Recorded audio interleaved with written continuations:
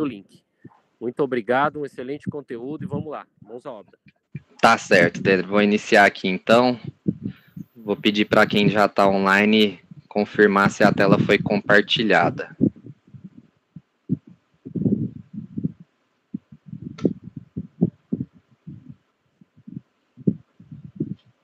Alguém consegue me confirmar? Aqui para mim não aparece ainda.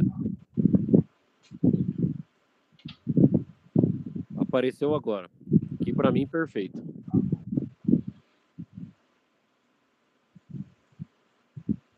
Também que eu vou ajeitar aqui que deu uma bugada.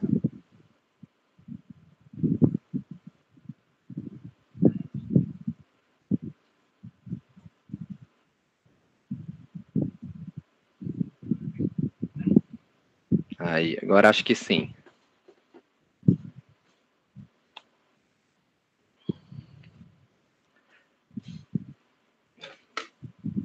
Foi?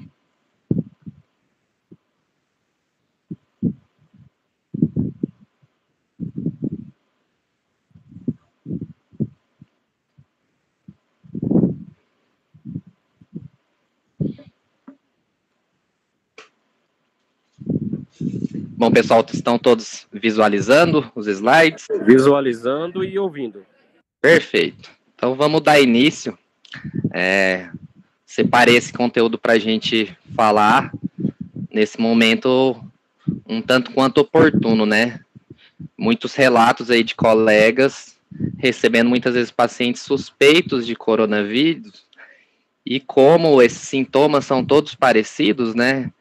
Independente de qual infecção respiratória a gente esteja falando, a gente tem sintomas que são muito padrão, né, de todas essas doenças, e para a gente conseguir, então, diferenciar um pouquinho. Eu fiz uma agenda aqui, vamos ver até onde a gente consegue ir.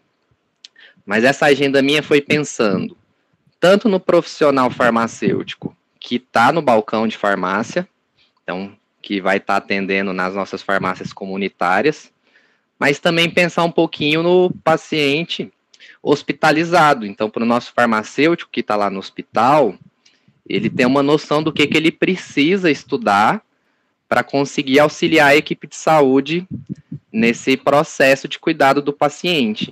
Então, a gente também vai falar um pouco da função pulmonar, principalmente do pico de fluxo respiratório, que é o padrão que a gente vai utilizar na farmácia comunitária.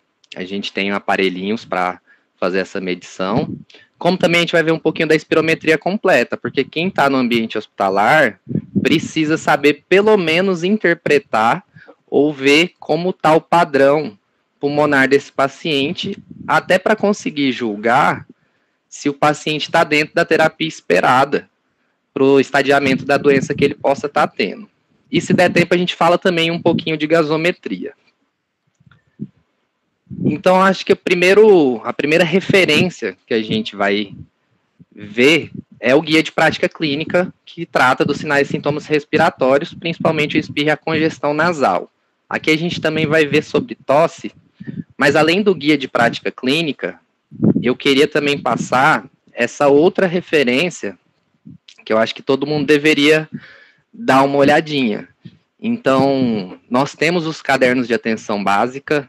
Acho que no total lançado até o momento, nós temos 43 cadernos.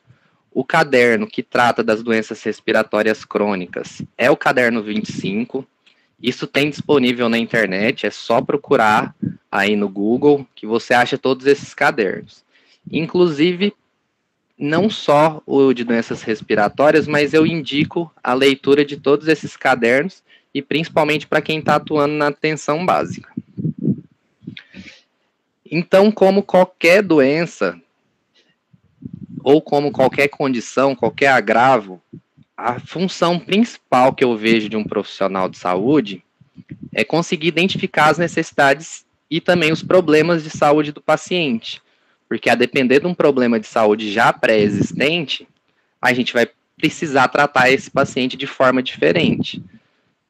Mais para frente aqui a gente vai ver que o mesmo sintoma de tosse, ou seja, a congestão nasal, muitas vezes a gente tem que fazer escolhas diferentes de terapêuticas a partir de quem é nosso paciente. Então, será que é uma criança? É um idoso? É um adulto funcional?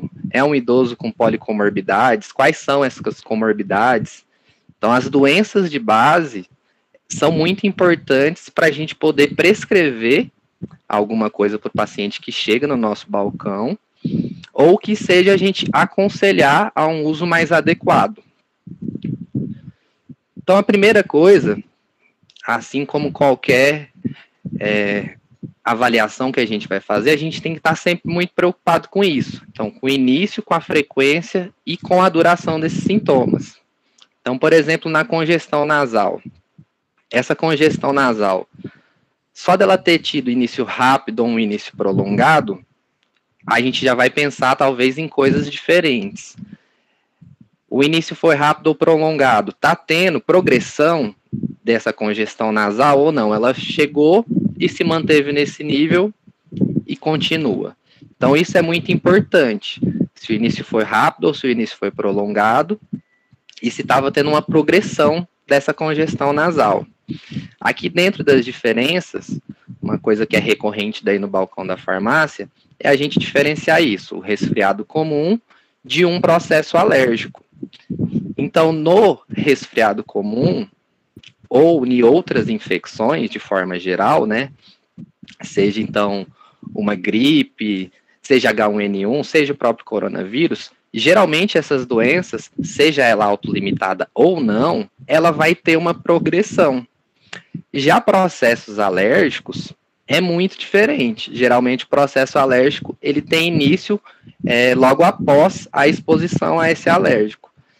Então, só da gente pegar esse início de sintoma, a gente já consegue fazer uma certa triagem, porque a congestão nasal ela pode ser similar nas duas pessoas, mas a gente vai ter que tratar de formas diferentes e muitas vezes até com medicação diferente. Então, por exemplo, o que vai adiantar eu ficar dando anti-histamínico para um resfriado?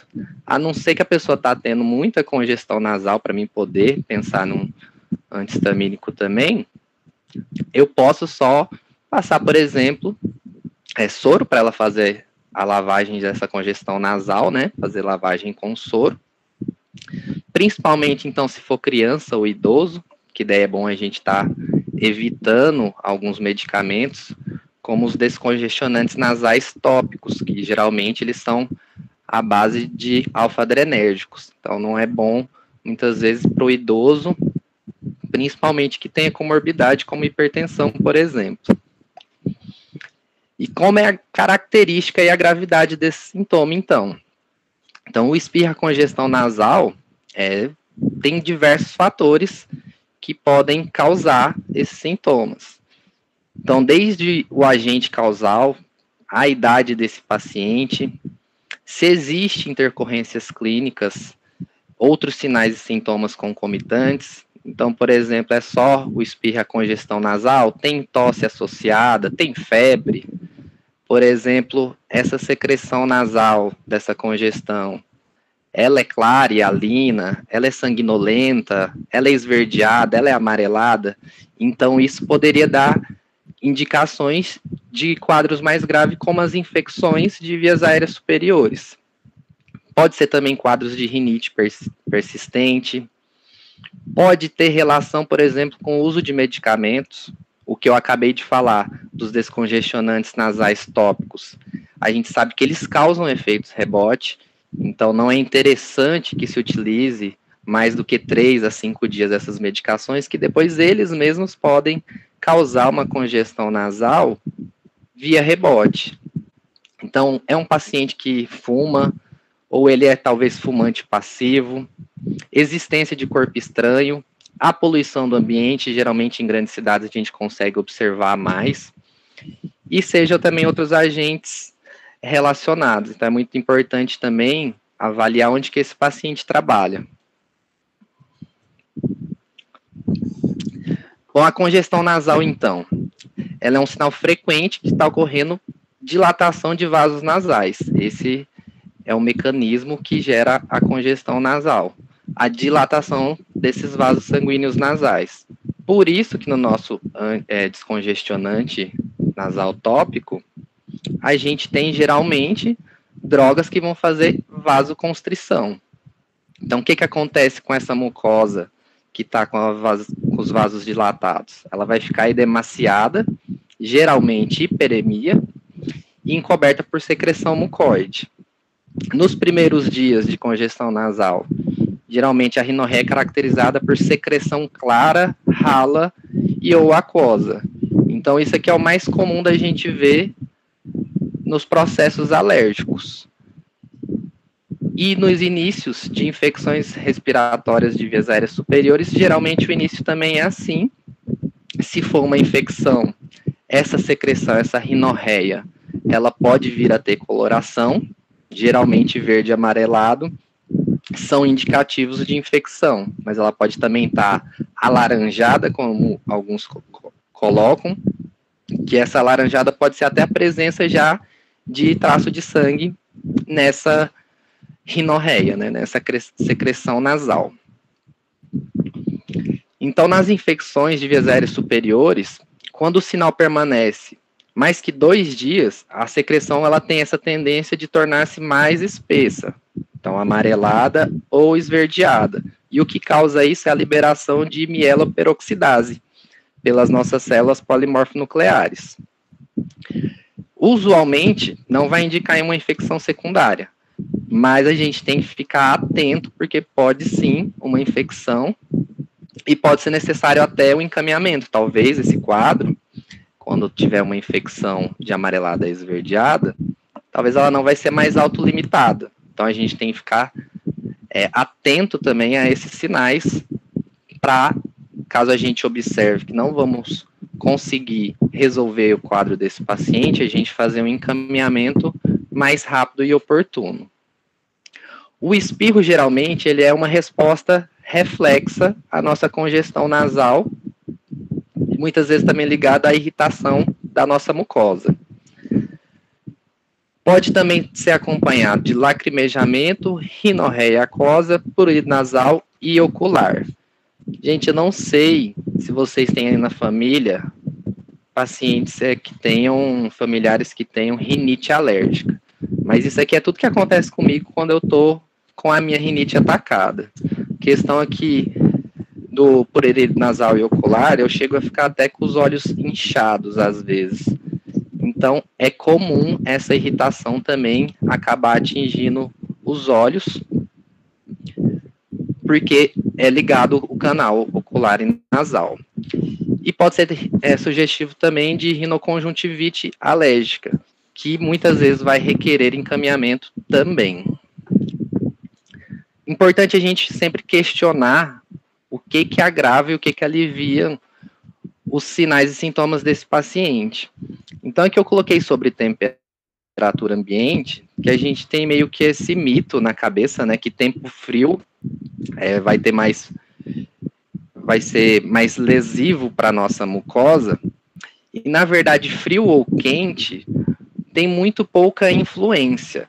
O que tem mais influência é aqui, ó, ar excepcionalmente seco. Daí no nosso país, a gente tem como característica o nosso inverno frio e seco, né? Então no inverno a gente não tem chuva e é quando o tempo fica seco, passa-se o inverno, a gente ainda tem ali agosto e setembro, que é o tempo de seca. Quem mora mais aí na região centro-oeste vê muito isso, né? Que é a época que a pastagem fica toda seca é ali agosto, setembro, e depois outubro, novembro começa as chuvas, a pastagem começa a ficar verde novamente. Mas então, ar seco é lesivo para a nossa mucosa nasal. Então ela fica ressecada e ela fica mais vulnerável.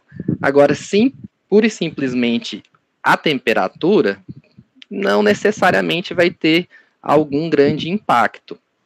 Outra coisa que ocorre também no tempo frio, que a gente tem costume de fazer no nosso país, é o quê? Fecha toda a casa, tira aqueles cobertores que estão guardados há sei lá quanto tempo, porque a gente usa muito pouco, né, por ser regiões quentes, no nosso país.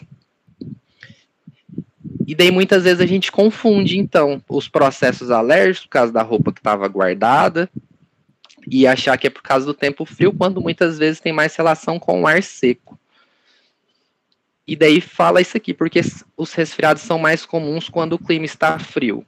Então, na verdade, é porque o nosso país tem como característica um inverno frio, porém seco. Então, a baixa umidade do ar, ela é muito mais lesiva, por isso que a gente tem que ficar preocupado muitas vezes com suspender a aula de crianças pela umidade do ar estar muito baixa. Aqui em Campo Grande isso já aconteceu em anos anteriores.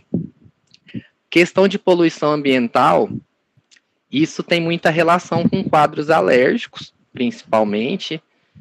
Então, seja a questão do fumante passivo, mas também pensar em outros componentes, como os ácaros, os fungos, pólen, fezes e urina, componentes de insetos e de animais que têm pelo ou pena.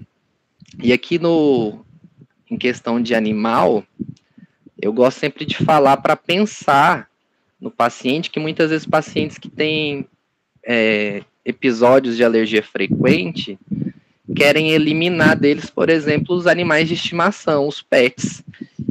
Então é muito importante a gente avaliar o que causa alergia, por exemplo, nessa criança, antes da gente sair evitando tudo.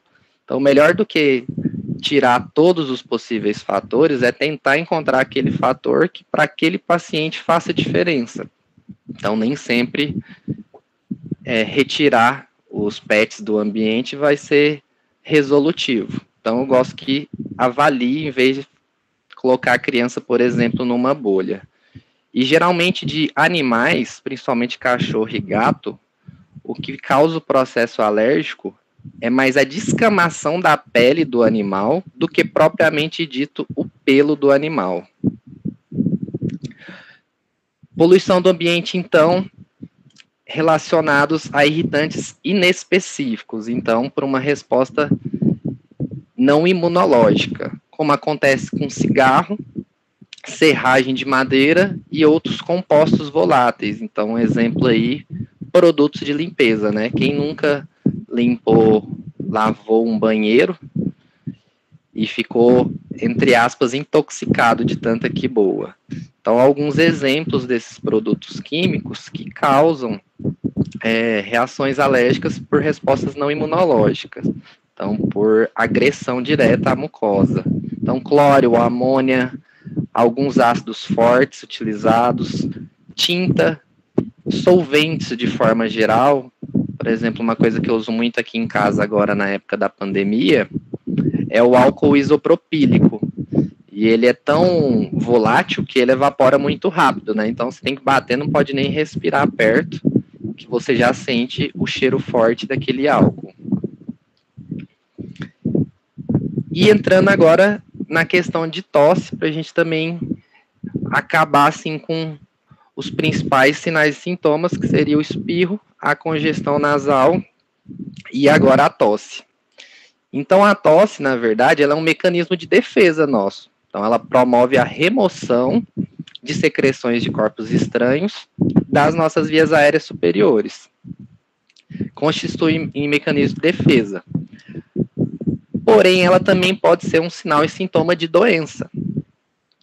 Aqui eu coloquei a diferenciação entre aguda e crônica de acordo com algumas referências que eu encontrei, porque isso é muito controverso. Tem gente que fala que a aguda é menor que 2 semanas, mas eu coloquei aqui entre 3 e 4 semanas. Então, menor que 3 e 4, eu estou considerando tosse aguda.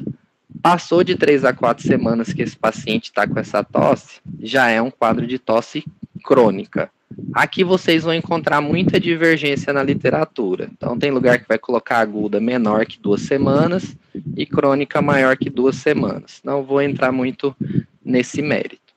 Mas pensar que é aguda, a gente vai pensar em até 1 mês. E um processo crônico, uma tosse que fica além de 1 mês, não é comum.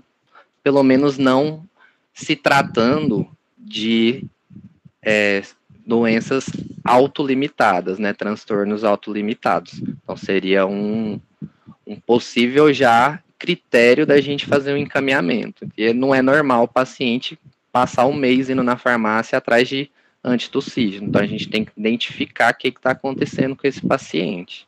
Porque daí, por exemplo, pode ser até um hipertenso que utiliza IECA e está com tosse por acúmulo de bradicinina. Então, e ele está lá tomando antitussígeno todos os meses. Então, é importante a gente fazer essa diferenciação e ficar de olho nesses pacientes que vão até nosso balcão. Então, a maior frequência de tosse aguda tem relação com as infecções bacterianas, sejam elas infecções bacterianas ou virais do nosso trato superior. O resfriado comum, aqui a tosse, ela é observada em 85% dos casos, mas pode também ser indicativo de outras doenças. Então, é muito comum na pneumonia, nas insuficiências cardíacas congestivas, é muito comum esse paciente apresentar tosse, principalmente quando ele está em momentos de congestão cardíaca, e também no tromboembolismo pulmonar, é um sinal muito frequente de tosse. Esses quadros aqui geralmente já entram na questão de uma tosse que vai ser uma tosse crônica. Ela pode ser aguda também? Pode, mas esse paciente geralmente vai ser um paciente que tem a tosse crônica. E nas tosses crônicas, então, a gente precisa investigar mais detalhadamente. Então, aqui o exemplo que eu tinha dado anteriormente, o paciente que teve um agravamento de tosse por causa de IECA, né, de inibidores da enzima conversora de angiotensina.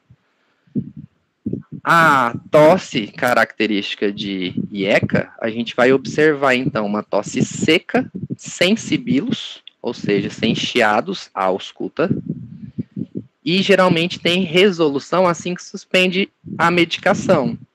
O que a gente pode fazer com esse paciente que usa IECA e está tendo tosse pelo acúmulo de bradicinina? Vamos trocar. Ah, mas o paciente precisa de IECA. Então, se ele precisa de IECA, tudo bem, ele pode usar um UMBRA, né, um bloqueador dos receptores de angiotensina 2. Não tem problema, a gente pode fazer esse manejo, lembrando que são medicações prescritas, e a gente não vai poder fazer esse manejo sozinho na farmácia. A gente vai ter que fazer o encaminhamento, fazendo a sugestão para o clínico que atende esse paciente, daí ele pode alterar. A não ser que a gente estiver dentro de um ambiente, né, dentro do ambiente de saúde, que tenha prescritores e farmacêuticos e que eles tenham feito um acordo de cooperação para que os farmacêuticos possam alterar essa prescrição.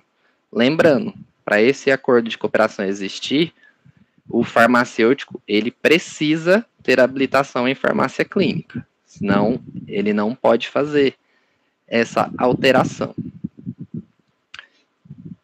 O mecanismo da tosse, então, é por via reflexa, via ramo aferente, nervo trigêmeo, glosofaríngeo, laríngeo superior e vago, levando esse estímulo, então, até o bulbo e retornando via ramo eferente, nervo laríngeo, recorrente, feixe córtico-espinhal e nervos periféricos. Os fatores que geralmente desencadeiam as mudanças de estação têm essa relação, então, seja pensando na questão de pólens de planta, ou também pensando na questão de época de seca e também de mudança, alteração brusca de temperatura. Alguns outros fatores, as infecções virais e bacterianas, os ambientes contaminados, os usos de alguns fármacos que a gente já colocou, e também patologias respiratórias, seja asma, seja DPOC, e lembrar aqui de gastrointestinais, por exemplo, o refluxo, que é comum os pacientes que desenvolvem refluxo, pelo ácido gástrico irritar a garganta, principalmente durante a noite, quando esses pacientes ficam deitados, ao retorno de ácido, que irrita a mucosa da garganta e pode gerar uma tosse também nesses pacientes. Então, tá vendo quanto é importante a gente detalhar com esse paciente como foi o surgimento dessa tosse dele? Se a gente não investigar a fundo, a gente pode acabar tratando de maneira errada por ter feito um atendimento de forma muito leviana a este paciente. Os tipos de tosse, então ela pode ser aguda, branda e produtiva, onde é contraindicado o uso de antitussígeno. Então, por que ela é contraindicada o uso de antitussígeno? Porque ela é produtiva. Se ela é produtiva, a gente precisa do mecanismo da tosse para retirar essa produção excessiva de muco do pulmão. Então, por isso que em tosses produtivas, não é bom a gente estar utilizando o antitussígeno. Se a gente quiser usar um mucolítico para facilitar essa secreção de ser eliminada pela tosse, ok, mas um antitussígeno não. Principalmente se for uma infecção bacteriana, porque daí a gente não vai expelir essa bactéria que está nessa secreção. O aspecto geralmente é o amarelo esverdeado e é indicativo então de infecção. Pode estar sanguinolento ou espumoso, indicando assim bronquite ou pneumonia, ou até um edema agudo de pulmão. Compatível também com cânceres e tuberculose. A tosse produtiva crônica, seja ela com ou sem febre, geralmente acima de 4 semanas, e suas causas mais habituais são o quê? O tabagismo, a bronquite crônica. Então, muitas vezes você vai escutar um paciente falando que tem bronquite, ele nem sabe direito, mas a bronquite crônica dele é asma. E também dilatação bronquial, por exemplo, pelo uso de drogas como a efedrina, que é muito comum essa utilização de efedrina para praticantes de musculação. Muita gente utiliza de efedrina como termogênico. Daí eles fazem uma combinação também de efedrina, cafeína e aspirina para ter esse efeito termogênico aumentado. E aqui também a gente tem as tosses não produtivas, secas e crônicas, também com ou sem ausência de febre. Então aqui a gente tem a do fumante, isso aqui é muito engraçado, minimizado pelo mesmo. Então, pacientes que fumam, quando eles tentam parar de fumar, um dos sintomas que mais aumentam neles é secreção e tosse nos primeiros momentos. Por quê? Eles estavam acostumados a inalar fumaça o tempo inteiro.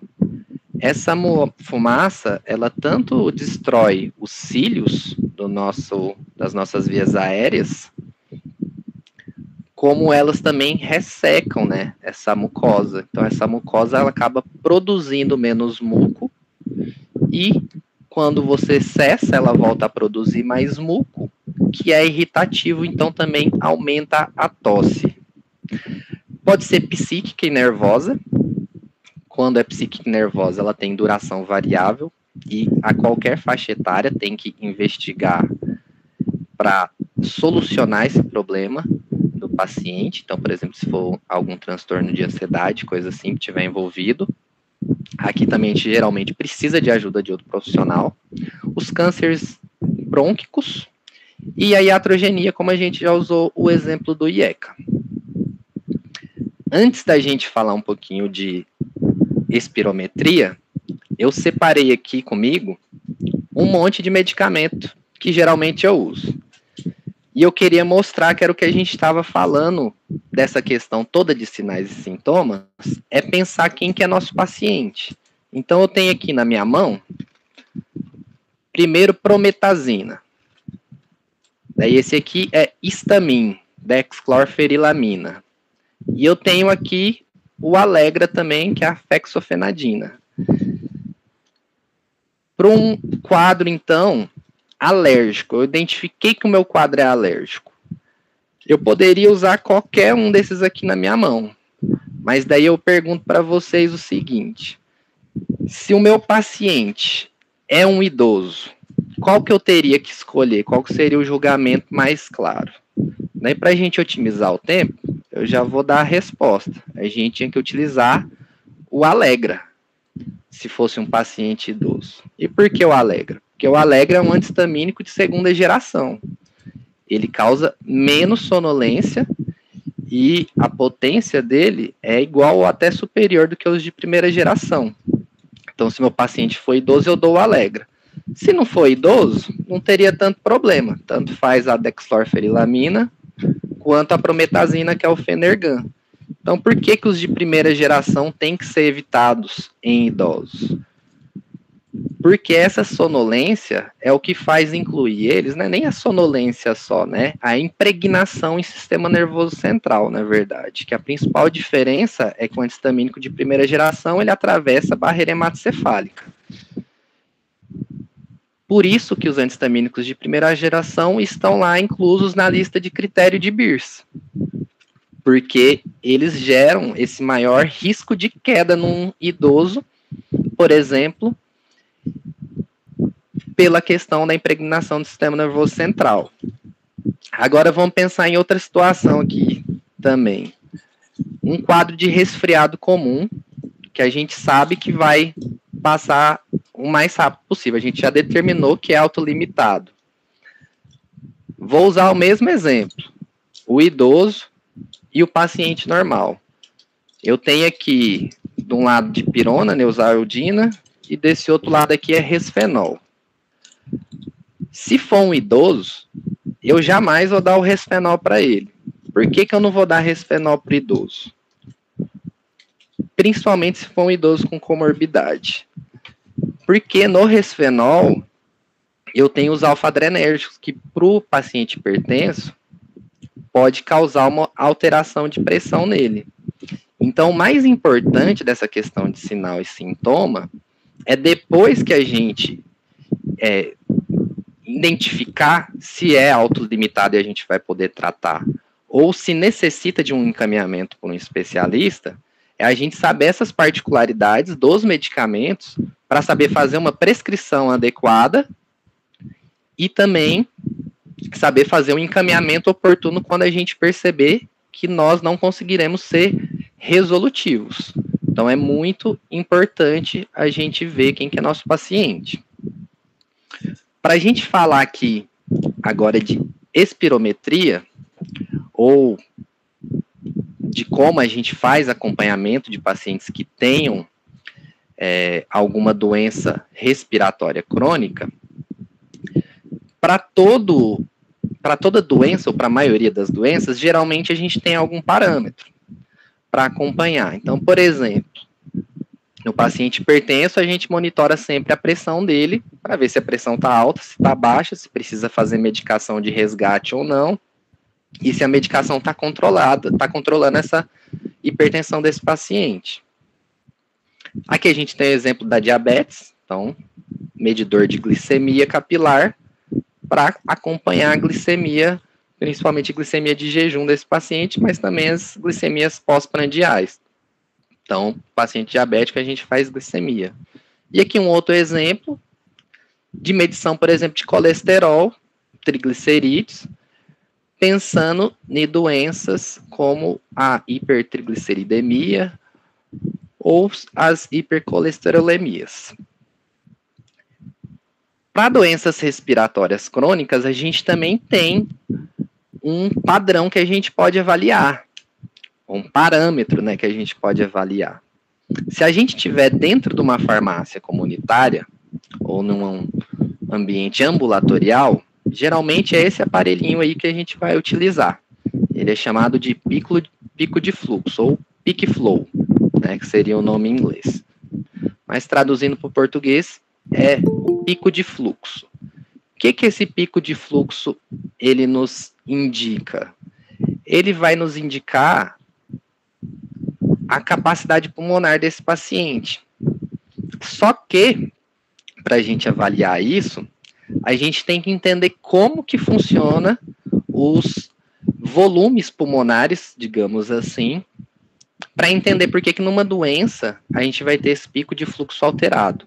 E também porque não existe um valor de referência, assim como é para hipertensão, onde pressões acima de 13/8, a gente vai considerar que esse paciente é pré-hipertenso ou hipertenso, né? Pressões acima de 13. Aqui depende muito das características individuais desse paciente. Então, coisas que vão influenciar diretamente no valor preditivo para esse paciente. A altura dele, a idade dele e o sexo dele. Então, mais para frente, a gente vai entender isso melhor. E a espirometria, ela seria, assim, o padrão ouro para a gente identificar se o paciente tem alguma alteração pulmonar. Então, ela é utilizada para avaliar os volumes de fluxo expiratório forçado. Então, esse teste, geralmente, ele é feito a pedido de pneumologistas, mas não necessariamente, pode ser solicitado também por clínicos gerais. E, geralmente, no nosso país, é encaminhado por um pneumologista que pede esse exame, então.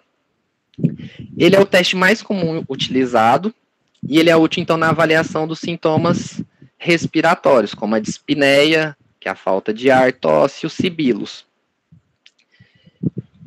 Ou para fatores de risco para doenças respiratórias, como, por exemplo, aqui, o tabagismo, mas também tem a questão de exposições ocupacionais, e o histórico familiar desse paciente. Então, em relação ao tabagismo, seria interessante que todo fumante que entrasse na nossa farmácia, a gente convidasse ele para fazer um teste de pico de fluxo, já que a gente não vai ter o espirômetro na nossa farmácia. Tá? Então, geralmente é um equipamento computadorizado que a gente fica ou nos hospitais ou em clínicas especializadas. Quem que pode fazer a espirometria? Ela geralmente é realizada por técnicos ou auxiliares, mas também os próprios médicos podem estar fazendo esse teste junto ao paciente. Geralmente, esses técnicos e auxiliares têm que fazer um curso, e aqui no Brasil, um lugar que eu sei que ministra esses cursos é através da Sociedade Brasileira de Pneumologia e Tissologia. Então, tem o congresso deles, geralmente eles abrem o curso e a prova para técnicos de espirometria. Então, a espirometria, num primeiro momento, a gente fica já um pouco confuso, porque tem uma série de parâmetros e tudo aparece em sigla. Então, é CVF, é PFE, é VF1, e muitas vezes confunde a gente e dá até uma certa insegurança. Então, tem muita gente, assim, muita gente não, né? Muitos farmacêuticos que eu sei que eles correm de espirometria, ou então se depara com uma espirometria quando está ali no prontuário do paciente, e é um papel a mais para ele só, porque ele não consegue entender. Mas então vamos lá. A gente vai ter esses principais parâmetros lá na espirometria. O que é a capacidade vital forçada? Ela representa, então, o volume máximo de ar exalado com esforço máximo a partir de um ponto de máxima inspiração. O que quer dizer isso? Lá naquele teste de espirometria, o paciente vai soprar com a maior força que ele conseguir. Então, a gente vai tentar tirar essa representação de volume máximo de ar que ele consegue exalar. O pico de fluxo expiratório, ele representa o fluxo máximo de ar durante a manobra de capacidade vital forçada, ou seja, quando você pede para esse paciente fazer essa exalação forçada. Ele é o pico da curva que a gente vai ver essas curvas para a gente conseguir entender os tipos de padrão de espirometria. A gente tem as velocidades expiratórias forçadas, e aqui tem VF1, VF2, VF3, VF4. O que quer dizer isso? É a velocidade expiratória forçada num determinado segundo. Então, uma espirometria, para ela ser laudada, ela precisa, no mínimo, do VF1 ao VF6. Ou seja, precisa ser um aparelho que ele faça pelo menos a contagem e o registro da velocidade expiratória forçada nos 6 primeiros segundos. Então, tem alguns espirômetros, principalmente os espirômetros portáteis, que ou eles só trazem para a gente a VF1, ou eles nos trazem aqui, geralmente, até a VF3. Ou seja, a gente não consegue fazer diagnóstico com esses aparelhos. Óbvio que quem tem a função de fazer diagnóstico é o médico, mas você pode através de um volume expiratório forçado que você fez na farmácia com espirômetro digital, monitorar se esse paciente está tendo ganhos ou não com a prescrição atual dele, se ele está tendo uma melhora ou não. A gente tem aqui a relação entre a velocidade expiratória forçada e entre a capacidade vital forçada. Essa relação é muito importante, a gente vai ver adiante, para a gente definir se nós temos um quadro de padrão obstrutivo, se é um quadro de padrão restritivo ou se é um quadro de padrão misto. Então, essa relação é muito importante, ela vai estar sempre presente também na espirometria. E aqui a gente tem os fluxos expiratórios forçados, de 25% a 75%, que é um parâmetro também que a espirometria traz, e nós temos o tempo de expiração forçada. Muitas vezes a gente pede para um paciente fazer a manobra de expiração forçada e ele não consegue manter essa manobra por muito tempo. Então, o tempo de expiração forçada, geralmente ele é sempre reduzido, ele é sempre reduzido quando se há um problema de restrição pulmonar, porque se é um problema de restrição pulmonar, aquele paciente tem menos ar para ser expirado. Então, geralmente, a gente tem esse tempo de respiração forçada reduzido. Aqui é uma foto que ilustra como funcionaria um aparelho espirômetro. Então, o paciente vai soprar aqui, e a gente tem aqui na ponta, esse aqui é de um sistema de pena que vai fazer a medição de acordo com a força do sopro desse paciente. E a gente vai ter alguns volumes pulmonares, que é muito importante a gente entender. Então, a gente teria a capacidade aqui pulmonar total, e a gente tem aqui a capacidade vital. Lembra lá da capacidade vital forçada? Isso é a capacidade vital. A capacidade vital forçada,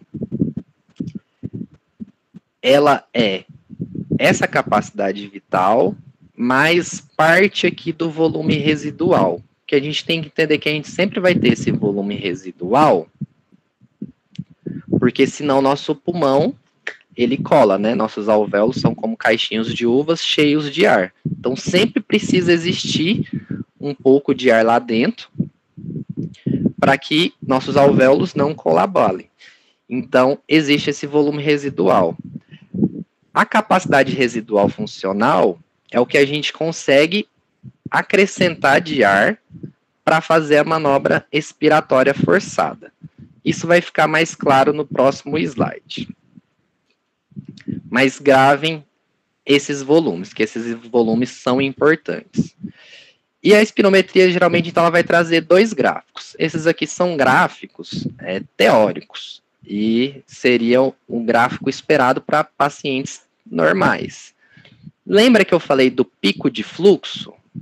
Aqui é o pico de fluxo. Sempre no pico mais alto do gráfico é o pico de fluxo. Então, por que a gente usa esse pico de fluxo na farmácia?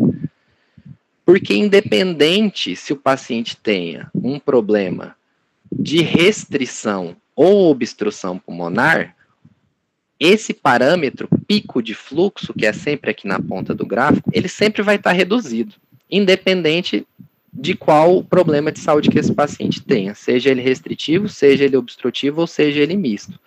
Sempre que esse paciente tiver uma alteração de capacidade pulmonar, o primeiro parâmetro é a redução aqui do pico da curva esperada para ele.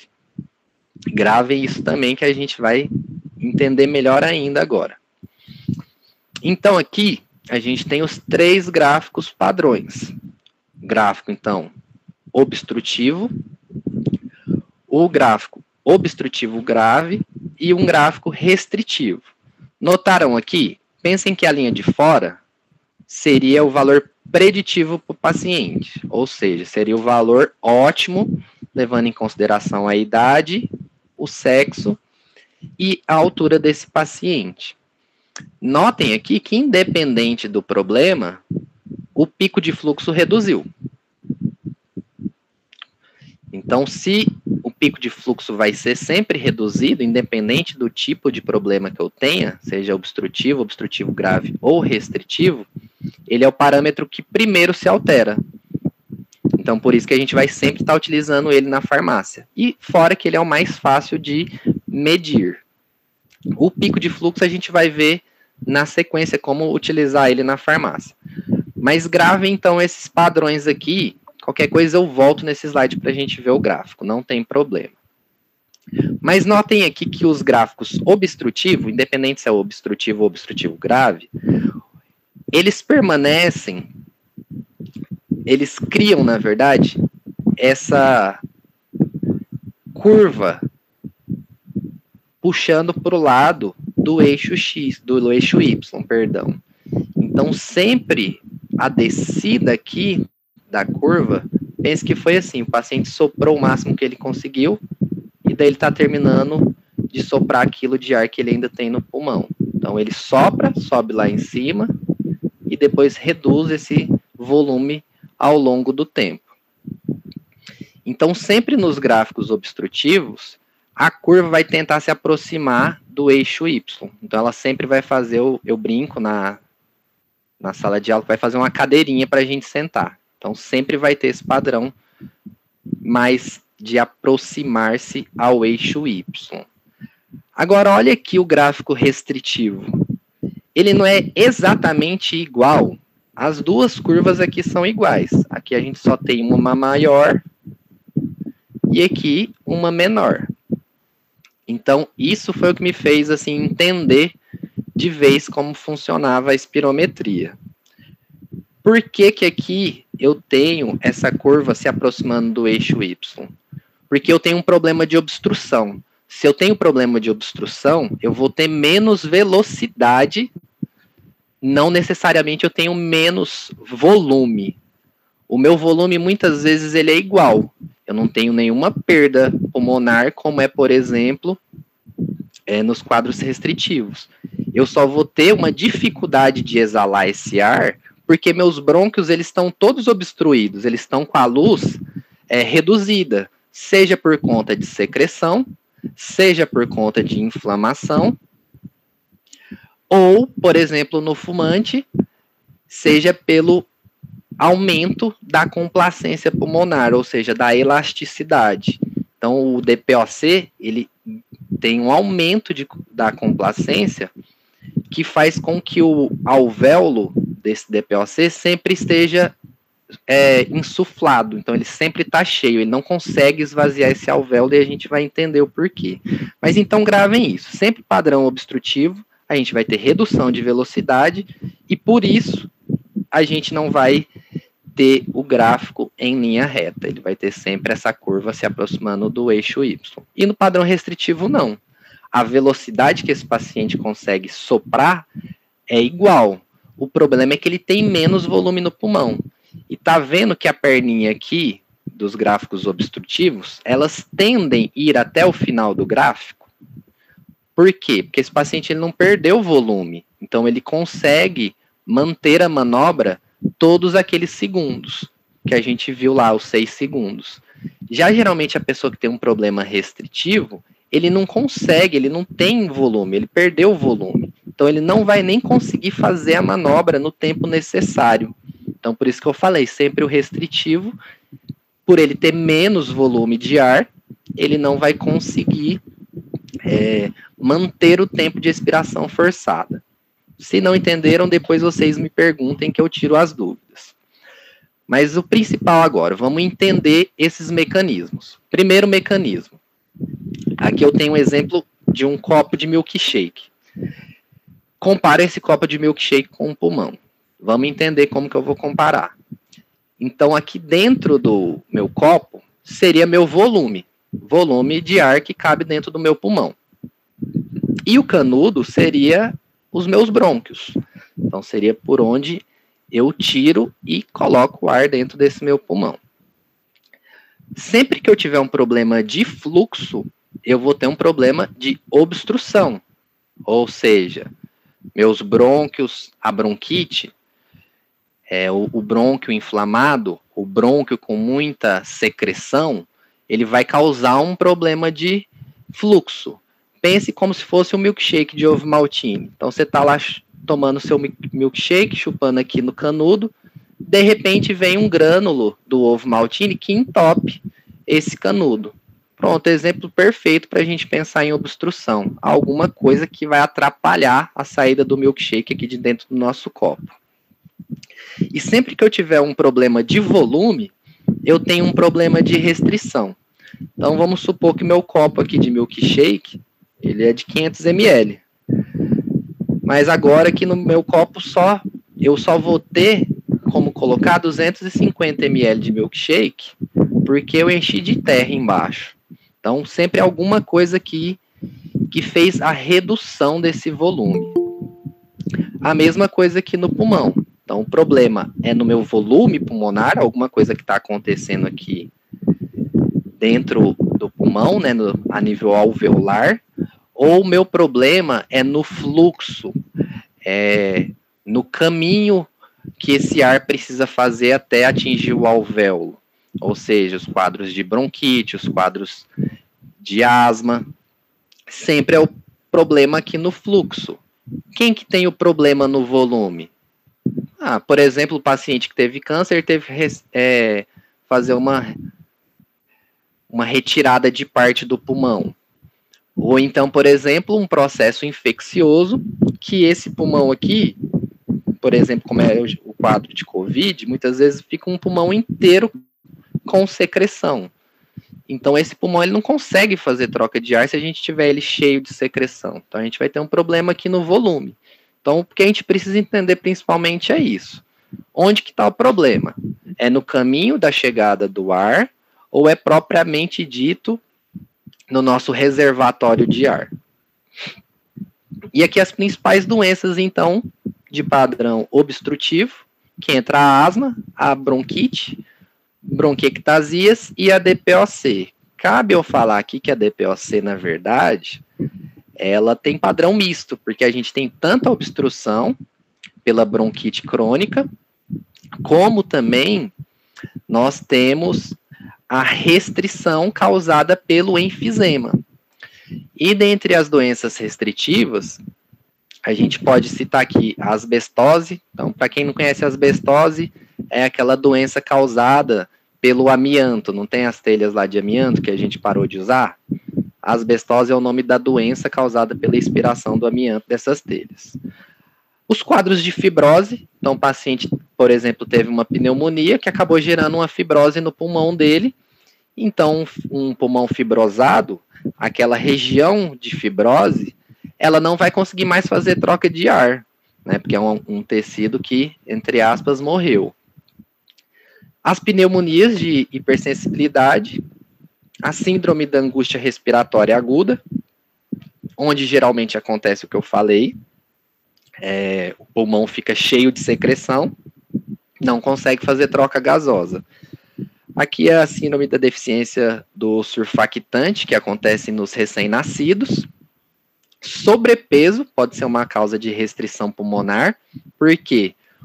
Por causa do sobrepeso, o paciente não consegue encher totalmente os pulmões. Então, ele não tem a dilatação do tórax necessária pelo excesso de peso. E o mesmo para a má formação óssea, seja congênita ou adquirida. Alguma má formação óssea também pode dificultar com que ocorra a expansão pulmonar. Então, os padrões que a gente vai ver na espirometria são esses 3 padrões principais. A colinha é essa. Então, se vocês tirarem um print aí da tela de vocês, essa é uma das colinhas que vocês precisam ter. Em padrões obstrutivos, onde que é o problema? No canudo. Então, o que a gente espera que esteja reduzido? A velocidade. A capacidade desse pulmão, que seria o copo está normal, né? Então, ele não vai ter tido redução. E lembra lá que eu falei do parâmetro que sempre aparece, que é a relação da VF1 pela CVF? Por que que ela vai estar reduzida? Se meu numerador foi aumentado, vai reduzir essa relação. Então, sempre que o CVF tiver, o VF1 relação CVF tiver reduzida, a gente vai ter problema obstrutivo, ou então o problema misto, que é os dois que têm essa relação reduzida. Já no padrão restritivo puramente simples, por que a gente vai ter a velocidade normal?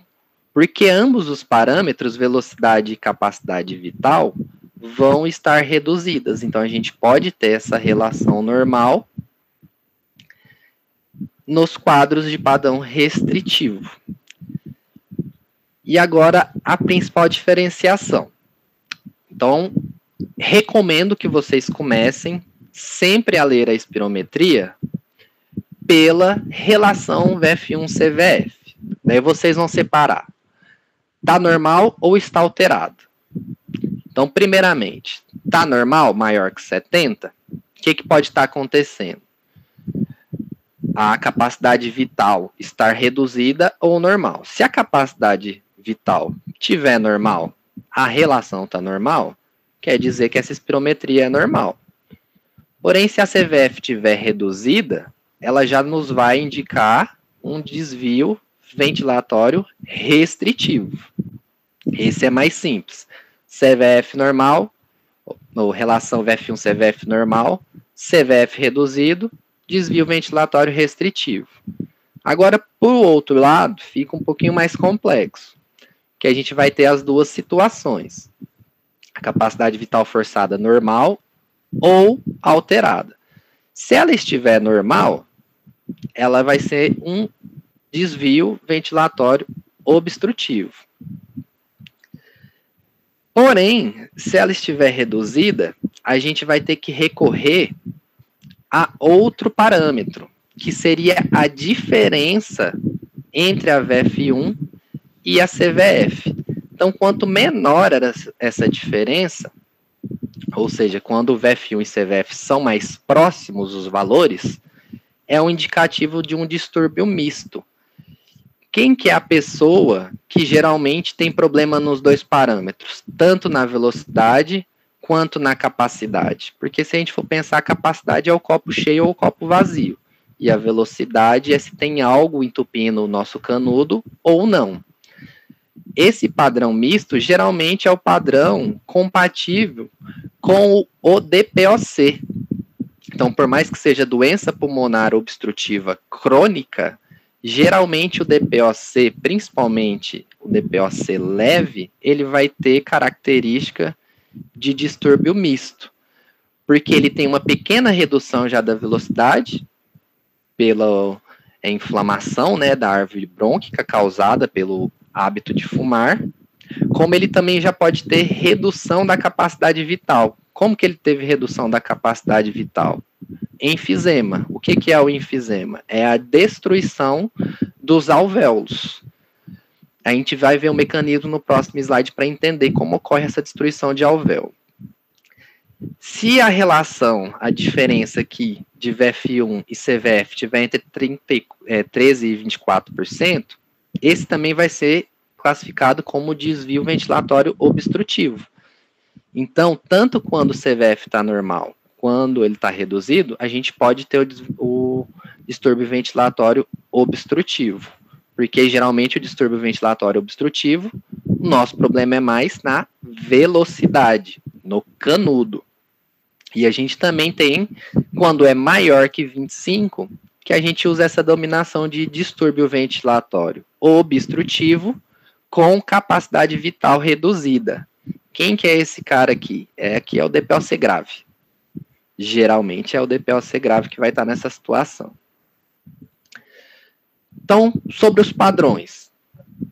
Obstrutivo, problema no canudo. Então, seja por uma inflamação, como ocorre na bronquite, seja aqui na outra ilustração pelo excesso de muco e também o espessamento, né, da mucosa desse brônquio. E a gente tem o padrão restritivo, que é quando o nosso alvéolo ele está cheio de líquido. Então, seja por causa de uma inflamação, seja pela destruição alveolar, que daí ele não vai estar cheio de líquido, mas ele vai estar cheio de ar e de um ar que não consegue sair dali. Então a gente fala geralmente em complacência pulmonar. Na restrição pulmonar, a gente tem redução dessa complacência, que pode ser direta ou indireta. Então a direta aqui, no caso, de líquido acumulado no alvéolo, que não vai conseguir fazer troca gasosa, então tem menos regiões para fazer troca gasosa, porque tem vários alvéolos que estão preenchidos com líquido, por exemplo. E tem a indireta também, que é, por exemplo, no caso da obesidade. E a gente tem também o contrário, o aumento da complacência pulmonar, mas também em um padrão restritivo, que é o que acontece com o fumante, o enfisema. Então, o nosso alvéolo normal, ele é como esse caixinho aqui de uva, a gente fala, a gente usa como exemplo, um caixinho de uva. Note aqui que no alvéolo com enfisema, olha como ele fica alterado. Então, essa delimitação entre alvéolos, ela acaba, ela literalmente vira um saco só. Então, esse alvéolo aqui não é mais funcional, ele não faz mais troca de ar, e ele fica sempre hiperinsuflado. Então, muitas vezes a gente tem a ideia de que o doente pulmonar obstrutivo crônico, ele tem dificuldade de inalar o ar, quando na verdade é o contrário, ele tem dificuldade de tirar o ar que está já carregado de gás carbônico, porque é um ar que está lá parado, ele tem a dificuldade de tirar esse ar de lá para renovar. Então, essa é a dificuldade maior. Aqui, mais ilustrativo ainda. Então, nosso alvéolo saudável, ele tem todas essas repartições para aqui dentro ele fazer a troca gasosa. O paciente começa a fumar, começa a ocorrer a destruição desse alvéolo, que é o enfisema, até ele não ter mais separação nenhuma e ficar um saco alveolar totalmente hiperinsuflado. Agora, acompanhem aqui nessa ilustração, ela é um vídeo. O que acontece lá no pulmão, numa visão macro, né? Que isso aqui é o micro, só que o micro repercute de alguma forma.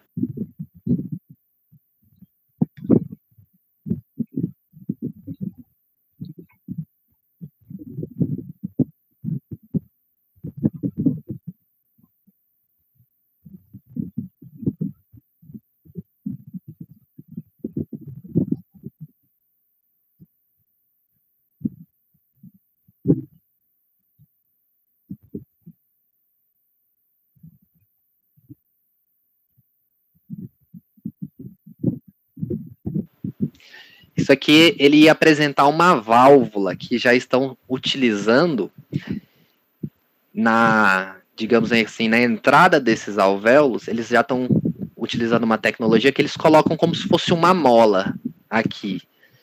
Essa mola, ficando aqui, ela consegue auxiliar a saída de ar. Mas vocês viram na imagem que a parte doente, ela vai hiperinsuflando e ela vai até dificultando a expansão da região do pulmão que ainda é saudável. E é tanta essa hiperinsuflação que muitas vezes acontece até o deslocamento do diafragma para baixo.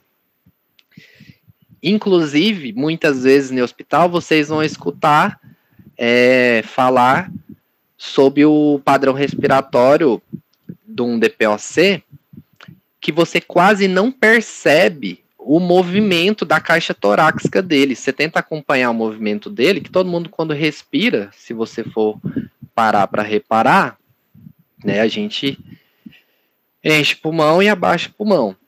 O DPOC, você mal consegue ver o movimento pulmonar dele durante a respiração, e justamente por isso, porque a parte onde teve enfisema vai ficar sempre hiperinsuflada e, inclusive, atrapalhando a parte saudável a se expandir. Aqui eu tenho 2 espirometrias reais de pacientes meus, lá do mestrado, onde eu atendi tanto paciente asmático quanto DPOC. Aqui, a gente tem uma mulher de 85 anos e 1,53 m de altura. Desse outro lado, nós temos um homem de 62 anos de idade e 1,62 m de altura.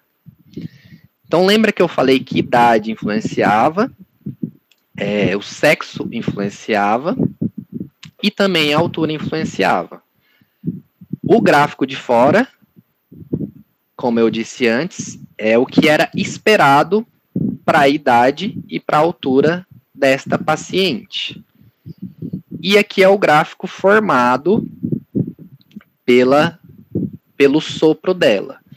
Então, quando vocês verem esses riscados assim no fundo, quando sai essa interpretação aqui, entenda como se ele tivesse tentado soprar até lá o final. Talvez ela não conseguiu permanecer na manobra tempo suficiente para alcançar aqui, mas de forma geral esse gráfico teria a tendência de acompanhar aqui o gráfico externo. Essa paciente, ela tem qual padrão lá que a gente viu nos gráficos anteriores, nos gráficos padrões? Ela tem aqui a aproximação, né, que a gente falou, ao eixo Y. O que isso quer dizer? Então, que ela tem algum nível de obstrução. Mas daí como que está a relação aqui, ó, VF1, CVF dela? Foi medido 35,7, o valor previsto para ela era 77,2. Ou seja, o resultado foi 46% do previsto nessa relação. Então, lembra lá que a relação ela tem que ser, para ser considerada normal, maior que 70, menor que 70, ela é considerada alterada. Então, essa mulher, a priori, ela foi identificada somente como asmática, como se ela tivesse somente um padrão obstrutivo. Mas aqui ela tem o que a gente chama de padrão obstrutivo grave, que era o gráfico do meio, lá nos 3 gráficos. Já esse aqui do lado, então essa pessoa foi identificada como asmática, mas ela é obstrutivo grave, e o que ela tem aqui também?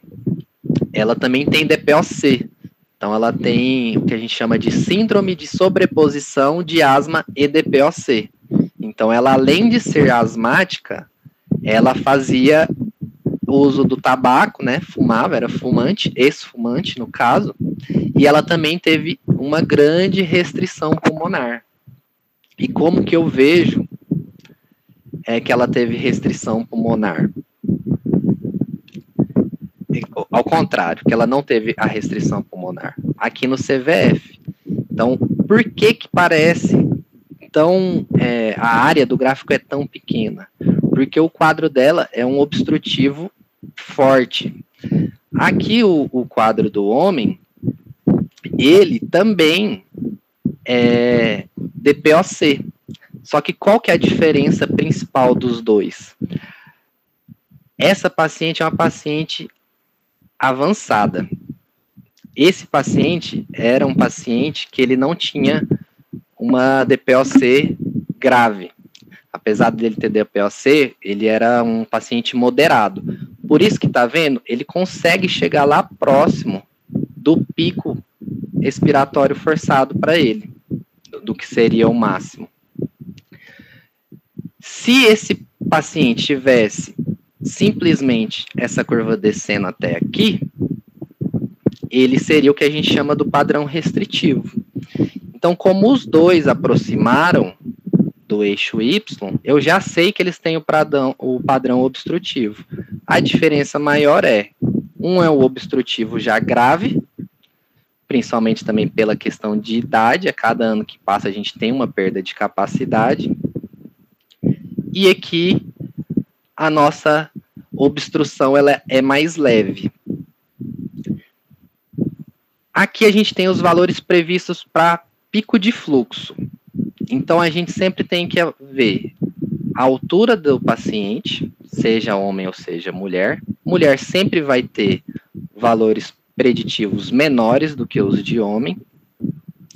e o que vai determinar muito é a altura. Então, quanto maior a altura, maior o pulmão dessa pessoa e maior a capacidade pulmonar dela.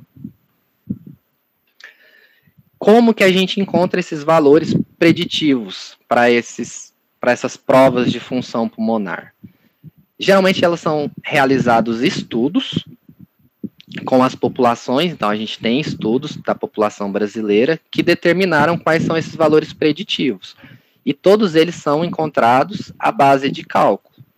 Como a espirometria é um exame computadorizado, todos esses cálculos são feitos pelo próprio computador. Mas tem como a gente fazer à mão também.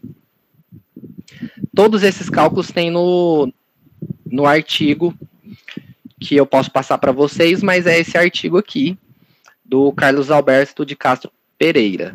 Então, foi feito o estudo em 2002, para avaliar o padrão ouro aqui para a gente, da espirometria, e ele teve essa atualização aqui em 2007. Então, novos valores de referência para espirometria forçada em brasileiros adultos. Aqui só de raça branca, não incluiu os negros. Então, aqui a gente tem vários modelos de espirômetro. Esse é o físico, ele tem essa mola aqui, que vai deslocar, e nós temos aqui os digitais. Eu tenho um desse modelo aqui também, e esse eu já manipulei, já utilizei. Ele também só faz até o 3º segundo, então ele não pode ser utilizado para diagnóstico lá, para fazer uma espirometria completa. Mas para a gente monitorar pacientes de forma ambulatorial, eles já conseguem nos dar uma resposta se o tratamento está sendo efetivo ou não.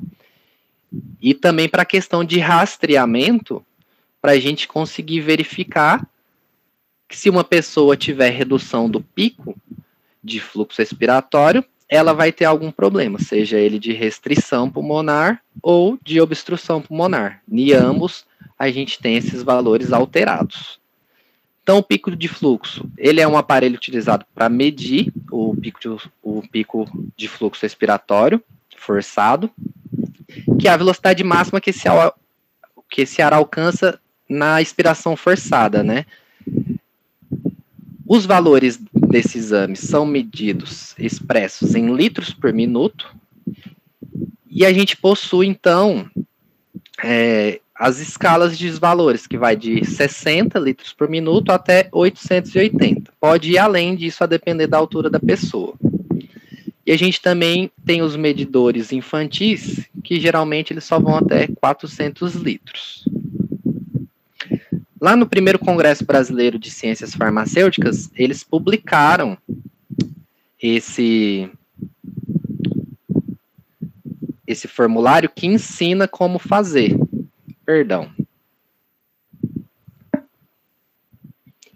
Como que a gente vai fazer a técnica do pico de fluxo? E isso é muito importante, porque se a gente não fazer essa medição direito, a gente pode encontrar valores incorretos. E toda a aula que eu dou sobre a avaliação do pico de fluxo, eu primeiro peço para os meus alunos, seleciono alguns na sala, geralmente de tamanhos diferentes, sexo diferente e idades diferentes, e peço para eles fazerem a técnica sem eu explicar para eles. Depois que eu explico e peço para eles repetirem, sempre os valores são maiores. Porque se a técnica não for feita corretamente, a gente vai mensurar errado. Então, a primeira coisa, se a gente vai utilizar no consultório, a gente tem que usar bocal descartável. Deixa eu pegar um aqui para vocês verem.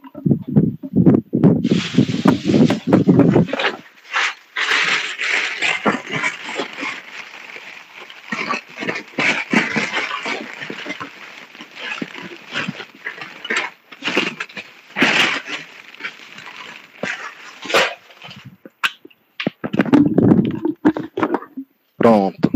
Então, a gente tem bocais assim de papelão que a gente pode utilizar para colocar no pico de fluxo.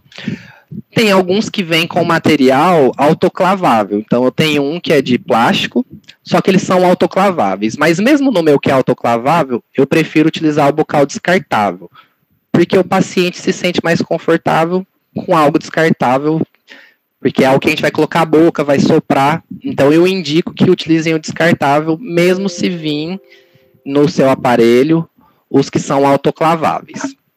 Então, a gente tem que assegurar que a agulha, se for o físico, né, porque tem os digitais, que não vai ter essa agulha, ele geralmente vai ter um sistema de ventoinha, que vai indicar o ponto zero na escala. Então, a gente sempre tem que ver se o aparelho, por assim dizer, está zerado.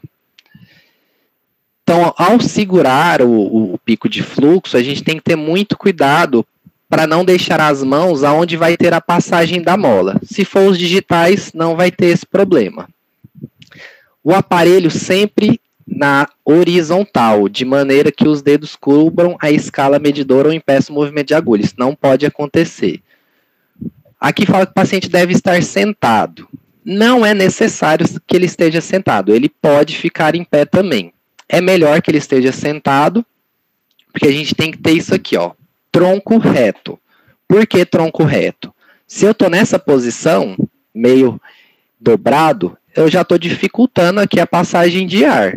Então, eu vou ficar ereto para fazer essa prova de função pulmonar, para facilitar também a passagem do ar. Então, muito importante, postura. Então, aqui a questão de ficar sentado é mais para a gente manter a postura. Se o paciente quiser fazer em pé, não tem problema, desde que mantenha tronco reto. De forma que a gente mantém, então, o ângulo reto entre o queixo e o pescoço, sempre olhando para frente. Vai pedir que o paciente expire profundamente pela boca, encha bastante o peito de ar, para depois ele colocar a boca no medidor, entre os dentes, sempre evitando de colocar a língua onde vai passar o ar, então a língua não deve estar no bocal. Fechar os lábios firmemente para evitar que vaze ar para os lados, em torno do bocal. E a gente vai precisar repetir esse processo algumas vezes, porque a gente vai precisar que encontre leituras compatíveis. O que eu estou querendo dizer? Então, sei lá, você fez uma primeira medição, deu 500. A próxima medição que faz nesse paciente, 400. Então, por que deu essa diferença tão grande? E daí a gente tem aqui a diferença de 20 litros por minuto. Quando você fizer pelo menos 3 leituras que não deem diferença maior de 20 litros por minuto, daí você pega a maior das 3. Por que não faz média? Por que pega a maior? Porque o paciente não vai perder capacidade pulmonar de alguns segundos para outro. Então, a gente vai pegar o maior, que vai ser o mais próximo do que seria o preditivo para ele. Então, sempre pega o maior. Não precisa fazer média desses valores. E depois a gente vai calcular a porcentagem referente à capacidade pulmonar desse paciente, levando, então, em consideração a idade e a altura, se é homem, se é mulher. E a gente tem essa tabela também de altura, para homem, mulher e criança. Se for um paciente que ele, por exemplo, é cadeirante, que ele não consegue ficar em pé, e você precisa tirar a altura dele, para saber qual que é o valor preditivo para ele, você pode utilizar tanto a questão da fita métrica na parede, né, se for um paciente normal, e se for aqui, a gente pode utilizar também a técnica de envergadura. Então, o que a gente faz nessa técnica de envergadura? A gente pede para os pacientes abrir os braços, a gente vai medir da ponta do dedo à ponta do outro dedo, e vai multiplicar esse valor por 2 e dividir depois por 1,6 se for homem ou 1,3 se for mulheres. Então, para pacientes cadeirantes, tem como a gente fazer a altura prevista dele para conseguir avaliar melhor. E aqui seria uma tabelinha. Então, essa tabelinha tem na publicação lá do primeiro Congresso de Ciências Farmacêuticas. Junto com os aparelhos, vem uma tabelinha dessa, geralmente, no próprio aparelho para você conseguir medir. E é algo que não adianta, a gente precisa ter essa colinha. Então aqui eu vou pegar a minha idade. Então aqui eu vou colocar que eu tenho 30, que não tem 31. E vou procurar a minha altura. Ah, não tem aqui 1,75, que é a minha altura. Tem 1,80. Então eu vou colocar um valor entre 577 e 622. O preditivo para minha altura e para minha idade, então, seria o quê? Mais ou menos 600 de pico de fluxo. Então, vamos supor que eu testei, que eu fiz aqui o meu pico de fluxo e deu 500. O preditivo para mim era 600. Então, eu vou fazer uma regra de 3 básica. 600 é 100%. 500, que foi o valor que eu tive, é X. Resolvendo essa regrinha de 3, eu tenho quanto que é o valor do pico de fluxo. Quantos por cento do pico de fluxo que era previsto para minha altura e para minha idade, eu atingi. E é através dessa porcentagem que a gente vai ver se está normal. Então, acima de 90%, 80% é considerado normal. E abaixo disso já vem as faixas de estadiamento de doenças, como a asma e como o DPOC. Quer dizer que se eu fiz o pico de fluxo em alguém na farmácia e deu alterado, deu baixo, abaixo do valor previsto, quer dizer que ele é asmático ou DPOC? Não, depende, a gente tem que avaliar bem. Talvez ele tenha uma sequela de alguma doença, que é inclusive algo que a gente vai começar a ver. Por exemplo, pacientes com sequela pós-Covid que tiveram uma perda de capacidade pulmonar, talvez definitiva, a depender de como foi a inflamação pulmonar desse paciente durante a internação. E aqui a gente também tem a tabelinha para pessoas acima de 70 anos. Então a gente vai aqui direto na altura. Então vamos colocar aqui uma pessoa que tenha 1,90 m e tenha 80 anos. Como que eu faço essa leitura? Então, pego aqui 80 anos, vou até a linha do 90. Onde que parou? 520 seria o valor preditivo para um adulto homem de 1,90 m e 80 anos. Então, a gente precisa ter essa colinha para o pico de fluxo. E lá na espirometria, como é computadorizado, a gente vai jogando os dados do paciente, o próprio espirômetro vai fazer os cálculos para a gente. Alguns exemplos, então. Aqui, primeiro, de um asmático. O que eu falei lá? A gente vai ver o valor previsto para a pessoa, naquela tabelinha de cima do slide anterior. Então, olhando lá nos 70 anos e 1,80 m, o valor previsto para um paciente seria de 515 litros por minuto. Quando eu faço a medição, eu obtive como melhor medição 270 litros por minuto no meu melhor valor. Então, eu faço a regra de 3 aqui. 100% seria se esse idoso de 70 anos e 1,80 m, se ele não tivesse nenhum problema pulmonar, era esperado que ele desse algo próximo de 515. E aqui, quando é paciente asmático, eu já instruo que se faça essas duas faixas, tanto a faixa de 80% quanto a faixa de 60%. Por que essas faixas para o asmático? Porque o paciente que ele tem a capacidade acima de 80%, ele é o que a gente chama de asmático leve ou intermitente. Entre 80% e 60% é o que a gente chama do asmático moderado. E abaixo dos 60% do valor preditivo é o que a gente chama de asmático grave. Então, no caso aqui, esse paciente que a gente mediu 270 litros dele e que tinha já o diagnóstico de asma, ele está com a asma dele completamente descompensada e está abaixo dos 60% do valor previsto para a idade e altura dele. Ou seja, a primeira meta terapêutica que a gente tem que buscar com esse paciente é o 60%, é o 310, para colocar ele pelo menos acima disso, para a gente trazer ele do grave para o moderado. Conseguimos essa meta, a próxima meta é o 412. Conseguimos o 412, a próxima meta é o 515. No asmático, a gente tem essa meta. Por quê? O paciente asmático, o problema dele é único e exclusivamente de velocidade, de obstrução. O pulmão dele pode estar completamente normal. Ele só tem uma inflamação na árvore brônquica que impede o fluxo de ar normal ali naquela árvore brônquica. Então, é o que a gente chama o paciente asmático, ele vai sempre estar flutuando. Momentos de crise, ele desce, momentos de melhora, ele sobe. E no paciente asmático, de acordo com ele sobe ou desce de nível aqui, então de leve para moderado e depois para grave, a gente também pode fazer no ajuste de terapia.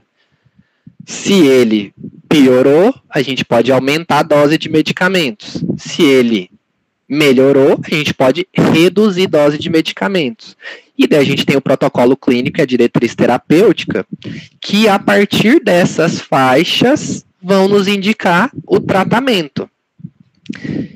E daí no próximo exemplo a gente vai ver do paciente DPOC, a gente já fala sobre a principal diferença desse tratamento, porque para o paciente asmático grave ou DPOC grave, se a gente pegar os protocolos clínicos e diretrizes terapêuticas e colocar aqui um do lado do outro, é a mesma terapêutica que eles usam. Inclusive lá na farmácia escola, onde eu executei o meu mestrado, chegava o paciente, tanto asmático quanto DPOC, primeiro que ele nem sabia o que ele tinha. E os medicamentos que eles utilizavam eram os mesmos. Agora um outro exemplo. Paciente DPOC. Uai, Uriel, por que aí você não está usando o pico de fluxo? Então, por que a gente não usa pico de fluxo em paciente DPOC? Deixa eu voltar um slide. Por que a gente não usa o pico de fluxo, então, nesse paciente? Porque na DPOC as coisas funcionam um pouco diferente. Além do paciente DPOC, pelo hábito tabágico, ele ter a bronquite crônica, que é o que causa a redução da velocidade ou a obstrução, né, da árvore brônquica, o paciente DPOC geralmente também ele tem associado a perda de volume pulmonar, a restrição, que a gente viu lá pelo aumento da complacência, pela hiperinsuflação do alvéolo destruído. Então, no paciente DPOC, para a gente classificar o estadiamento da doença dele, a gente vai usar, na verdade, o valor de velocidade expiratória forçada no primeiro segundo, VF1. Então, qual que foi o valor previsto para ele normalmente? Seria o 3,40 de VF1. Na nossa medição, a gente obteve 1,69. A gente pode fazer a regra de 3 do mesmo jeito. Então, 100% para o paciente seria aqui o 3,402. As faixas abaixo de 80, entre 80% e 50%, é considerado moderado. Entre 50% e 30% é grave. E abaixo de 30% é gravíssimo, né? Na verdade, abaixo de 30%, geralmente esse paciente está internado já. E qual que é a principal diferença aqui da asma e da DPOC? O asmático, como a gente viu, ele flutua nos níveis. Então, ora, ele é paciente grave, a gente pode trazer ele de volta para o moderado e até de volta para o 100%, para o normal dele. Basta que a gente controle essa inflamação. Só que no DPOC, mesmo que a gente controle totalmente a inflamação, ou seja, o DPOC parou de fumar e está em tratamento já há algum tempo, ele pode ter já a melhora total da bronquite, né, crônica, da inflamação. Só que o que ele perdeu de enfisema, o que ele perdeu de alvéolo no enfisema dele, não vai voltar mais, né? A destruição do alvéolo, ela é irreversível. Então, por isso que o paciente DPOC, ele é necessário, ele precisa de mais cuidado, principalmente do ponto de vista de educação e saúde, porque ele precisa saber que ele não vai melhorar nunca mais. No máximo, ele vai manter aquilo. Então, quando o paciente DPOC a gente percebe que ele evoluiu de alguma forma, a gente suspeita de duas coisas. Ou que ele tem a síndrome da sobreposição, de asma DPOC, ou talvez que ele foi diagnosticado errado. Então, não é comum, ou melhor, não é esperado que um paciente DPOC melhore. Então, é dali para baixo. Então, é que esse paciente que está com o valor de medição 1,69, ele já perdeu 50% da capacidade pulmonar dele, que não vai voltar, porque teve a destruição do alvéolo dele, que está hiperinsuflado e que dificulta a troca de ar dele. Então, dificulta que ele retire o ar que não está oxigenado para modificar para um ar que esteja oxigenado. Como que calcula a VF1? Lá no artigo do José Carlos Pereira, tem essa fórmula, mas é só utilizar ela. Então, VF1 é a estatura do paciente, vezes essa constante, menos a idade vezes constante, menos esse valor fixo que é 3,145. Essa fórmula é para homens, a fórmula para mulheres ela é diferente, então tem alterações, a não ser que o paciente chegue com a espirometria para você, se ele só te falou que ele tem DPOC e você vai só fazer o acompanhamento dele, você não vai precisar fazer o cálculo, basta verificar a VF1 e ver o quanto aquele valor corresponde da função pulmonar do paciente. Então, se chegar com a espirometria em mãos, você vai ter todos esses parâmetros lá. Se não, é só fazer essa continha que tem naquele artigo, que você consegue ter noção de como esse paciente está, principalmente aí para quem daí está na farmácia comunitária, para fazer o acompanhamento e até os processos de educação em saúde. E caso esse DPOC ainda for fumante ativo, que acredite ou não, existem muitos, né, que são já DPOCs, fazem tratamento com as bombinhas, mas continuam com o hábito tabágico.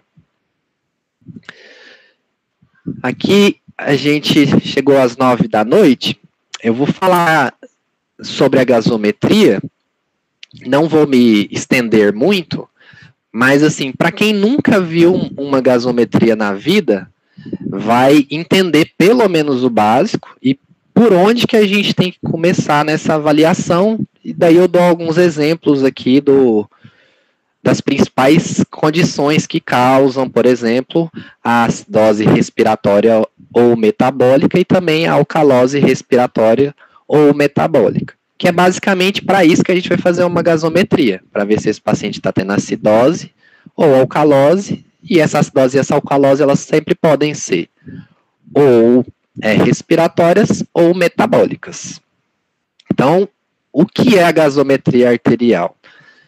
Ela é aquele exame que a gente faz para ver como que está a oxigenação, como está as trocas gasosas, né? Então, como que está o nosso equilíbrio ácido-base, como que está a nossa oxigenação, vai auxiliar em diagnósticos, ter esse resultado de gasometria arterial, e principalmente vai nos guiar para intervenções terapêuticas.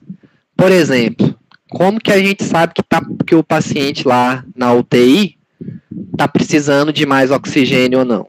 Geralmente é pela gasometria que a gente vai conseguir visualizar se esse paciente precisa de mais aporte de oxigênio ou menos, porque muitas vezes talvez ele não está precisando de mais, mas excesso de oxigênio, pelo menos o dinheiro fora você vai estar jogando. Olha o nosso caso lá de Manaus, que acabou o oxigênio lá para utilizar nos respiradores. Então, quando você pega a gasometria, é isso aqui que você vê na tela, esses valores. Então, primeiro, pH. a gente tem a faixa de normalidade, que é essa, 7,35 a 7,45. A gente vai ter a pressão parcial de CO2, a pressão parcial de O2. A gente vai ter aqui o bicarbonato, ou popularmente conhecido nas enfermarias como BIC, quanto está o BIC do paciente, que é o HCO3, aqui faltou um menos, que isso aqui é um ânion. E a gente tem aqui seria excesso de base, só que como é em inglês é base excess. E também a saturação de oxigênio. Então, primeira coisa, a gente tem a faixa de pH. Se o pH estiver abaixo, a gente vai ter uma acidose. Se o pH estiver acima, a gente vai ter uma alcalose. Nossa, é Sherlock Holmes, né? Muito simples pensando só assim. Mas o que me adianta só falar, o paciente está em acidose ou o paciente está em alcalose? Não é isso que a gasometria arterial vai me mostrar. Eu tenho que entender qual é o motivo dessa acidose ou qual que é o motivo dessa alcalose. Então, o segundo indicador, que é a pressão de CO2, ele é o que a gente chama de indicador ventilatório. E aqui, para auxiliar a decorar, é só gravar. Tiro 7 é de 35 a 45. A gente vai ter também as pressões parciais de oxigênio, que elas geralmente podem estar reduzidas, abaixo de 80%, que indica para a gente uma hipoxemia, ou elas podem estar acima de 100%, que é uma hiperoxemia. Pode estar sim acima do 100%. Por exemplo, no exemplo que eu dei, o paciente lá no CTI, na ventilação mecânica, e estão com uma pressão de O2 no aparelho maior do que a necessária para manter a pressão de oxigênio em 100%. Então, ela pode ir além desse valor. O HCO3, ou BIC, ou bicarbonato, é nosso indicador metabólico. Então, aqui a gente já vai direcionar.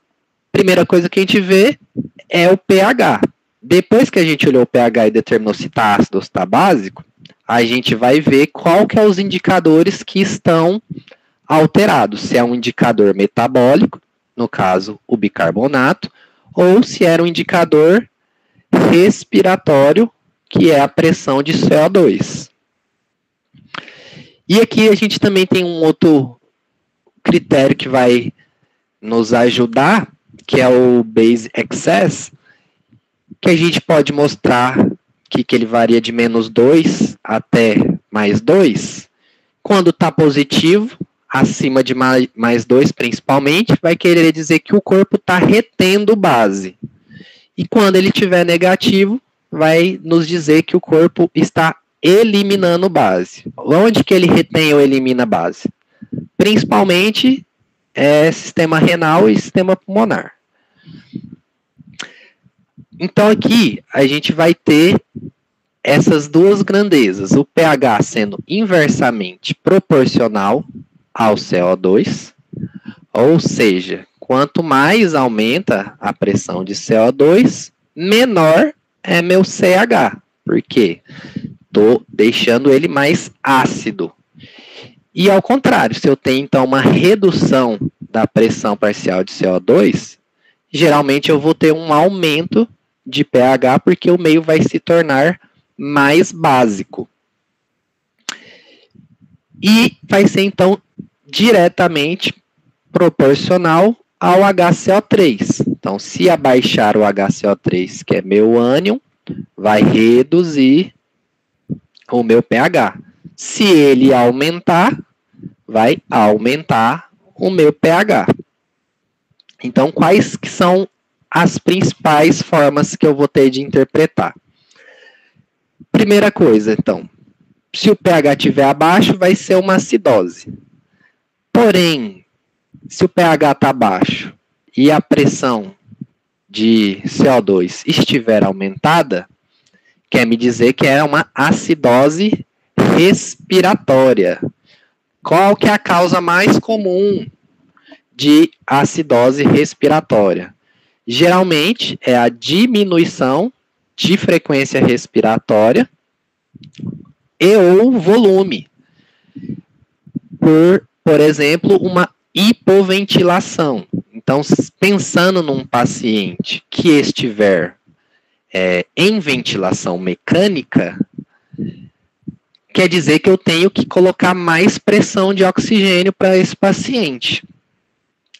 Mas se tiver o parâmetro aqui normal de pressão de CO2, e o que tiver reduzido é o meu bicarbonato, quer dizer que essa acidose é metabólica. O que geralmente são causas comuns de acidose metabólica? Por exemplo, a cetoacidose diabética. A acidose lática, que pode ser, por exemplo, em paciente, sei lá, um corredor que correu uma maratona. Ele tem tanto ácido lático no organismo que ele pode estar em acidose metabólica. Insuficiência renal pode causar isso, porque a gente não consegue daí reter o bicarbonato no organismo. E também algumas intoxicações podem gerar essa acidose metabólica. O outro caso é se a gente tiver com o nosso pH alcalino. Então, o pH está alcalino, a gente vai estar em alcalose. Se a minha pressão de CO2 está reduzida, quer dizer que é uma alcalose respiratória. Qual que é a causa comum de alcalose respiratória? Aumento da frequência respiratória ou do volume, ou seja, pessoas que estão hiperventilando. Isso vai gerar uma alcalose respiratória, porque você aumenta a quantidade de oxigênio e diminui a pressão de CO2. E a alcalose ela vai ser metabólica quando a gente tiver um excesso de HCO3. Então, quando eu vou ter alcalose metabólica, por exemplo, pessoas que estão com um quadro de êmese muito agudo, ou seja, estão com uma frequência de vômito muito alta. Quando a gente está vomitando muito, uma das coisas que a gente está colocando para fora é o cátion H+, lá no ácido clorídrico do nosso estômago, via sistema tampão também que funciona. Então, em quadros de êmese persistente, uma pessoa que está com êmese, por exemplo, há 5 dias, ela pode chegar num quadro de alcalose metabólica por essa êmese. Então, nos vômitos recorrentes, a gente acaba perdendo H+, que é o ácido do nosso organismo, né? Outro quadro comum de alcalose metabólica é a hipopotassemia. Porque na hipopotassemia, o que acaba acontecendo? O deslocamento de íons hidrogênios intracelular para substituir esse potássio que está sendo perdido. Pode ser também por retenção de BIC, de bicarbonato, que pode acontecer na insuficiência renal, por deficiência de liberação desse bicarbonato, ou também pelo uso excessivo de diuréticos, principalmente daí os diuréticos de alça, né, furosemida, pela liberação grande que faz de sódio e de potássio. Então, pode tanto gerar o quadro de hipopotassemia, esses diuréticos, né, principalmente os de alça, furosemida, que daí vai fazer o deslocamento dos íons hidrogênios intracelulares. Então, é basicamente essas 4 situações que a gente tem para interpretar numa gasometria. Acidose, seja ela respiratória ou metabólica, e alcalose, seja ela respiratória ou metabólica. E por que é importante a gente saber interpretar uma gasometria, e que é algo que eu vejo que poucos profissionais farmacêuticos sabem fazer? Porque a nossa profissão não está cada vez mais avançando, principalmente nos ambientes hospitalares, para a gente estar à frente de discussões de projeto terapêutico singular, das visitas beira-leito. Então, a gente tem que aprender sobre gasometria, pelo menos essa interpretação, entender o que está acontecendo, para a gente conseguir dialogar com a equipe. Daí tem outras coisas, por exemplo, que eu não coloquei na aula, que eu vejo também que nós farmacêuticos temos uma deficiência na nossa formação, que é sobre padrões respiratórios. Eu já cansei de participar de reuniões, né, onde o pessoal tá lá, padrão respiratório de Cheyne-Stokes. Meu Deus do céu, o que é padrão respiratório de Cheyne-Stokes? Daí tem padrão respiratório de Kussmaul, de Biot, e são nomenclaturas, são coisas que a gente acaba daí, numa discussão de um paciente, não entendendo o que o outro profissional está falando. Então a gente precisa entender esses parâmetros também. Para a galera que é de laboratório, como eles geralmente fazem a gasometria, né, o exame lá no laboratório mesmo, eu vejo que pessoas de laboratório geralmente sabem melhor interpretar a gasometria arterial. Mas muitas pessoas assim na enfermaria não conseguem, pensando em farmacêuticos, né? E a gente não vê isso na graduação, então é algo importante. E a gente também vai ter situações onde o pH vai estar normal e podendo ter tanto acidose respiratória ou alcalose metabólica, que são os que a gente conhece como distúrbio misto ou compensado. Os distúrbios mistos ou compensados, a gente tem que avaliar com a maior cautela. Daí eu deixei aqui alguns exercícios para fazer. Eu vou resolver alguns, acho que não são muitos, mas só para a gente fazer esse treino, para direcionar vocês. E assim, gasometria, gente, eu também não sabia. Eu acabei aprendendo por conta, por essa necessidade de conversar com outros profissionais nas discussões, tanto de PTS, de paciente, dos projetos terapêuticos singular, das visitas beira-leitos, que a maior parte da minha carreira como profissional farmacêutico, eu sempre estive atuando no ambiente hospitalar. Eu não atuei tanto na comunitária. Então, é algo que eu sempre senti a necessidade. Então, olhando essa a primeira coisa que a gente vai vir aqui ver é como a gente viu o pH. Aqui a gente tem os valores normais. Deixei para ficar mais fácil da gente acompanhar. Então, aqui eu já estou vendo que o meu pH está reduzido. Então, eu já posso afirmar que esse paciente está com acidose. Daí, o que eu vou ver depois? Pressão de CO2. Está reduzida ou está aumentada? Então, ela está aumentada. Como que está o meu bicarbonato? O meu BIC?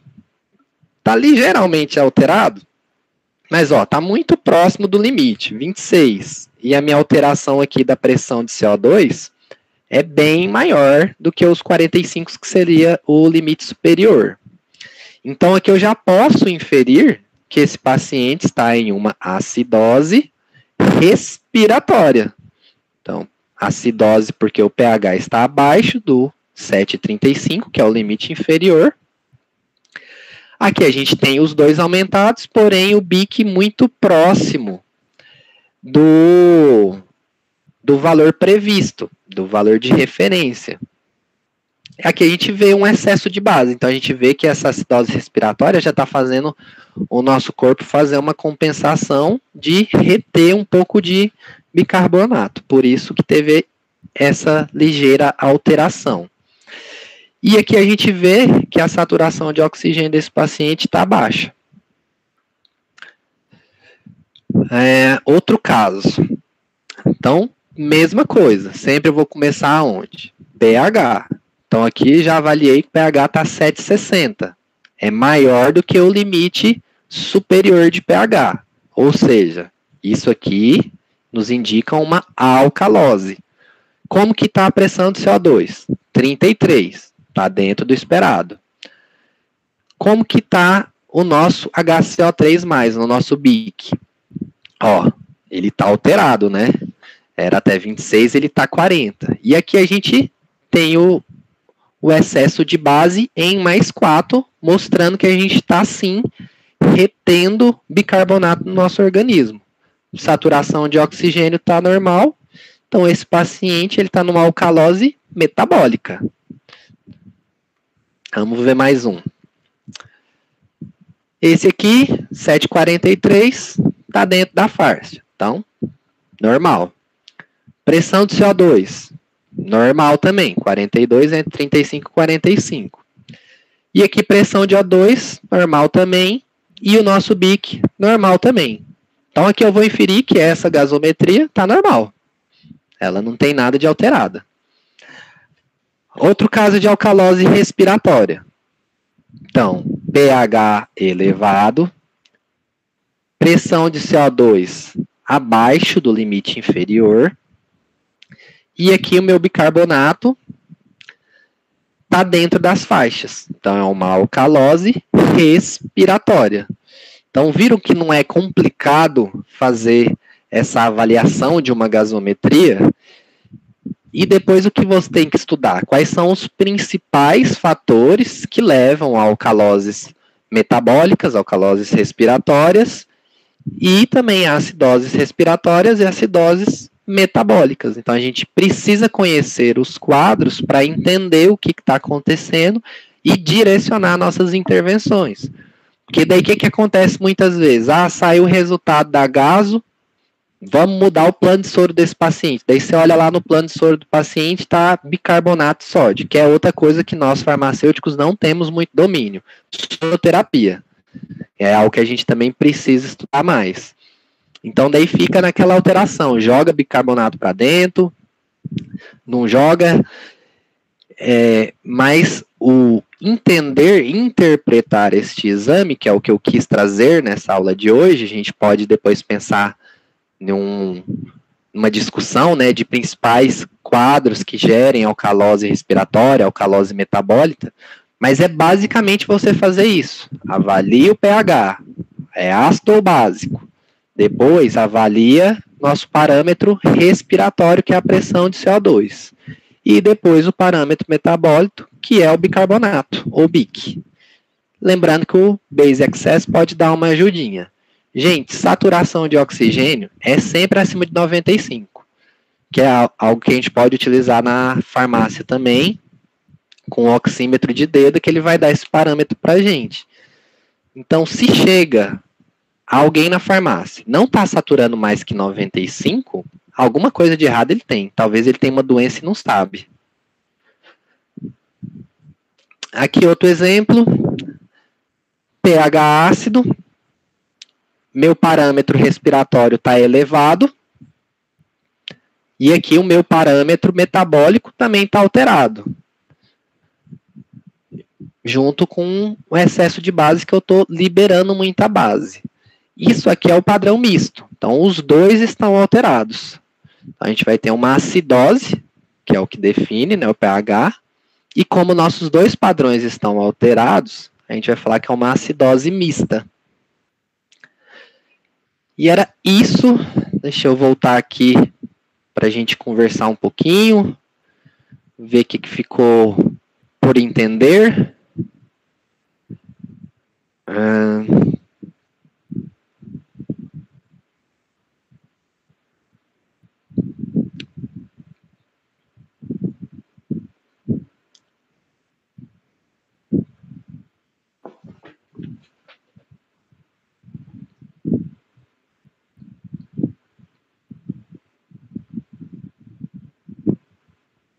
Voltei aqui.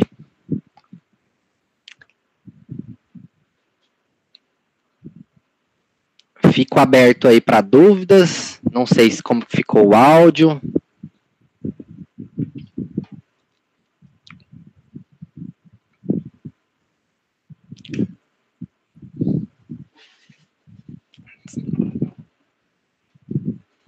O microfone está fechado, Dendry. Estou vendo aqui você falando, mas...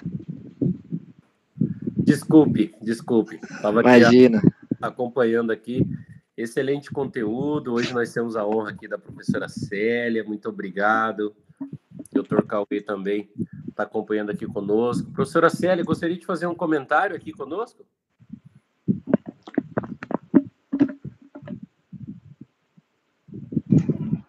Bom, boa noite a todos. Muito bom o conteúdo, aprendi muita informação, senti assim meus alunos quando a gente começa a mandar aquele monte de informação assim, mas excelente, aprendi bastante, agradeço muito esse trabalho aí do CRF, né, porque eu acho que nós, farmacêuticos, nós temos que ter essa visão e essa capacidade de sempre estar aprendendo, de adquirir informações novas. O conteúdo dentro da nossa profissão é muito amplo e a gente tem que estar sempre aberto às novidades, e é o que nós temos aí já há muito tempo e que nós ainda não temos esse conhecimento. É uma pena que nem todos participaram, né, mas eu acredito que depois vai ser disponibilizado, mas foi muito bom. Muito obrigada por essa aula, né, todo esse conhecimento que foi passado aqui para a gente. E é um conteúdo... Obrigado. Questão de mercado também, né? Do dia a dia, né? A gente leva bem a questão do pé da letra mesmo, e a gente percebe que muitas vezes o que acontece, o contato técnico que os profissionais fazem, né? Principalmente a turma recém-formada faz junto ao conselho, realmente vai de encontro a esses conteúdos que a gente vem proporcionando, né? Tivemos também uma excelente aula do Dr. Cauê esses dias. Letícia, Márcia, gostariam de comentar alguma coisa?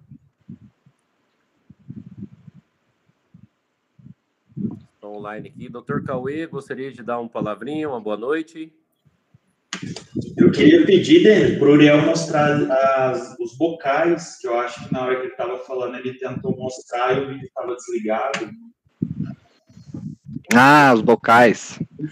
Tem os bocais assim, ó, que você encaixa no Piqueflu, eles são tem os de plástico, e a gente tem os descartáveis, que geralmente são de um papel parecido com papelão. É só você encaixar lá no pico de fluxo, o paciente fez, a gente descarta. Eu não sabia quando compartilhava a tela, desligava a câmera. E eu não estava vendo. Perfeito. Bom, então é o seguinte, gostaria de deixar uma mensagem do presidente aqui, que está atendendo lá no Hospital Rio Cadre, justamente uma demanda agora também. Deixa eu só ver se eu consigo colocar o áudio dele aqui. Eu não sei se quando reproduz o áudio se aparece. Deixa eu ver aqui. Tá aqui, ó. Realmente não aparece aqui porque eu estou na live. Mas, doutor Uriel, muito obrigado pela sua aula. Foi excelente. Nós vamos estar ampliando aí a divulgação. Obrigado pelo convite. Realmente precisa... Legal. A gente sabe que precisa ter um envolvimento realmente dos profissionais, né? Eu que ministro alguns treinamentos, atuo fora do CRF também nessa parte de consultoria, nessa parte de empreendedorismo, e a gente percebe, eu trago aqui até uma reflexão, a gente percebe que muitos colaboradores nas empresas, eles são muito bons assim para argumentar a questão de valorização, a questão salarial, a questão de investimento, eles sempre gostariam de mais, né? E a gente percebe que muitas vezes falta esse comprometimento na parte de buscar conteúdo. E aí, enquanto assessor da diretoria do CRF, em todas as palestras, todas as reuniões, eu sempre digo o seguinte: não existe instituição, por mais que ela se esforce, seja um conselho, um sindicato, uma federação, uma associação, governo, câmara, prefeitura, não existe instituição que vá dar mais valorização profissional do que a própria população. A população é que tem a autoridade de dizer para o profissional: eu te valorizo, eu vou naquele estabelecimento de saúde, porque lá eu sou bem atendido pelo farmacêutico.